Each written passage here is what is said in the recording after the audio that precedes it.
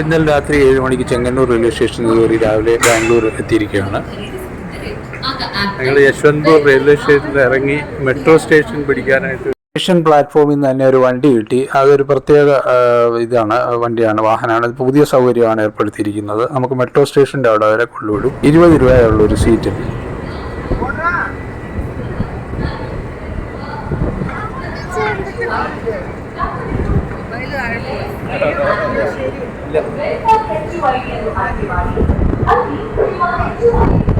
കാണുന്ന പോലെയല്ല ഈ വണ്ടിയിൽ, അത് സുഖകരമായ യാത്രയാണ്, പോക്കാണ്. ബാഗൊക്കെ അടുക്കി പിടിച്ചോണമെന്നേ ഉള്ളൂ.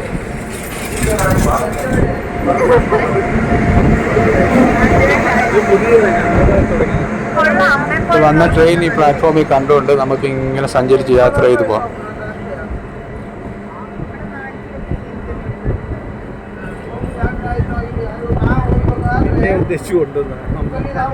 മെട്രോ സ്റ്റേഷന് ഇതിനപ്പുറമാണെങ്കിൽ ഒരു 1.5 കിലോമീറ്റർ, ഏകദേശം ഒരു 10 മിനിറ്റ് നമുക്ക് നടക്കണം പ്ലാറ്റ്ഫോമിൽ കൂടെ, ബാഗും ഒക്കെ ആയിട്ട്. ഇതിപ്പോൾ സൗകര്യമാണ്.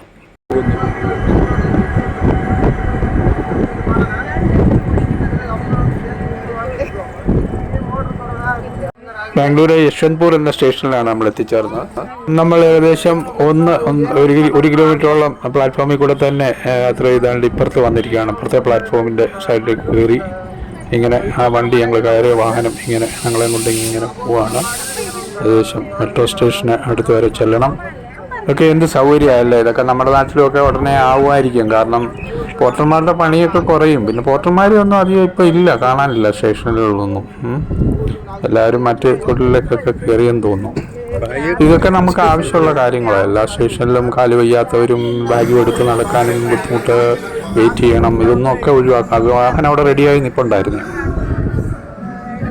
അതാ നമ്മളിവിടെ ലാൻഡ് ചെയ്തിരിക്കുന്നു. ഏകദേശം നമ്മുടെ മെട്രോ സ്റ്റേഷൻ അടുത്തായിട്ട് ഇതിന് ഓപ്പോസിറ്റാണ്.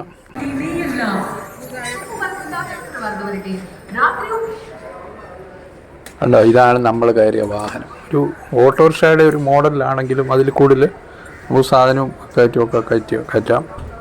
ഒരു മുച്ചാടൻ വണ്ടിയാണ്. ഇതിൻ്റെ പേര് എനിക്കറിയില്ല, പക്ഷേ ഇലക്ട്രിക് വെഹിക്കിളാണ്. അത് ശബ്ദമൊന്നുമില്ല. ഇവിടെ കിടപ്പുണ്ട് ഇങ്ങനെ നിരനിരയായിട്ട്. ഇപ്പോൾ മെട്രോ സ്റ്റേഷനിൽ നിന്ന് കയറി വരുന്നവർക്കും വെളിയിൽ നിന്ന് വരുന്നവർക്കും ഇത് പിടിച്ച് അപ്പുറത്തെ പ്ലാറ്റ്ഫോമിലോട്ട് പോകാം.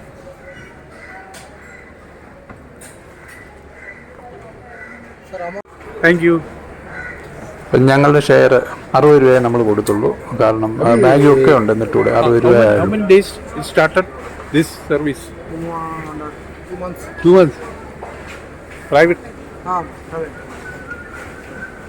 ഞാൻ പറയും 2 മാസമായി സർവീസ് തുടങ്ങിയിട്ട്. സംഭവം കൊള്ളാം കേട്ടോ, ഇങ്ങനത്തെ ഫെസിലിറ്റീസ്.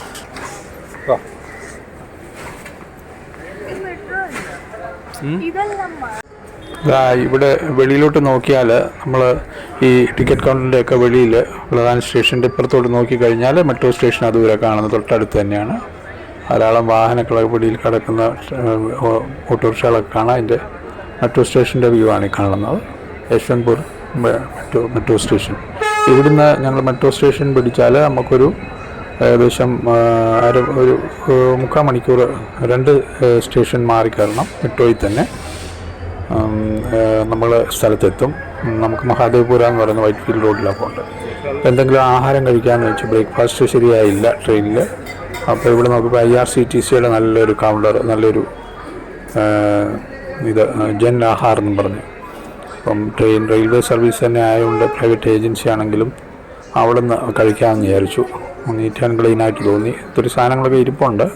ഉപ്മാവ്, ഇത് പോഹ, പിന്നെ സമൂസ, വട ഒക്കെ ഇരിപ്പുണ്ട്. നമ്മൾ മസാല ദോശ കഴിക്കാമെന്ന് വിചാരിച്ചു. ഇതാകുമ്പം ലൈറ്റ് ഫുഡ്, നമുക്ക് വയറിന് പിടിക്കണമല്ലോ നോക്കി മസാല ദോശ ഓർഡർ ചെയ്തു. മോൾക്ക് വേണ്ടാന്ന് പറഞ്ഞു. വീട്ടിൽ ചെന്നിട്ട് എന്തെങ്കിലും വാങ്ങിച്ച് കഴിച്ചോളാം ഓർഡർ ചെയ്തെന്ന് പറഞ്ഞു. എന്തെങ്കിലും നൂഡിൽസ് പാക്ക് വീട്ടിൽ കാണും, ഞങ്ങൾ താമസിക്കുന്നിടത്ത് തന്നെ. മസാല ദോശ 2 പ്ലേറ്റ് പറഞ്ഞു. ആദ്യം വിചാരിച്ചു പാർസലുണ്ട്, പിന്നെ അങ്ങനെ അങ്ങ് തിന്നാന്ന് വിചാരിച്ചു. കഴിച്ചിട്ട് പോകുമ്പോൾ നമുക്ക് പാർസൽ അത്ര അവിടെ ചെല്ലുമ്പോഴത്തേക്ക് വിശപ്പുണ്ട്.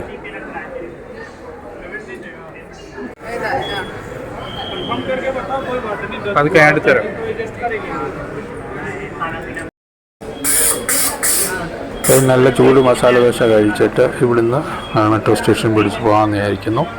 ഇവിടെയൊക്കെ നിന്ന് കഴിക്കുക നിവൃത്തിയുള്ളൂ. അവർ പറഞ്ഞു ഇവിടെ ഇരിക്കാൻ സൗകര്യമൊന്നുമില്ല, കാരണം അവിടെ ഒരു കൗണ്ടർ മാത്രമായിട്ടാണ് അവർ വെച്ചിരിക്കുന്നത് IRCTCയുടെ.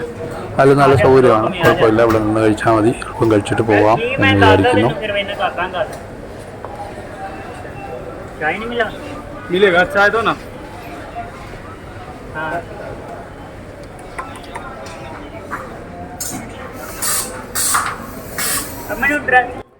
ശരി, തൽക്കാലം ഈ വീഡിയോയിൽ അവസാനിപ്പിക്കുകയാണ്.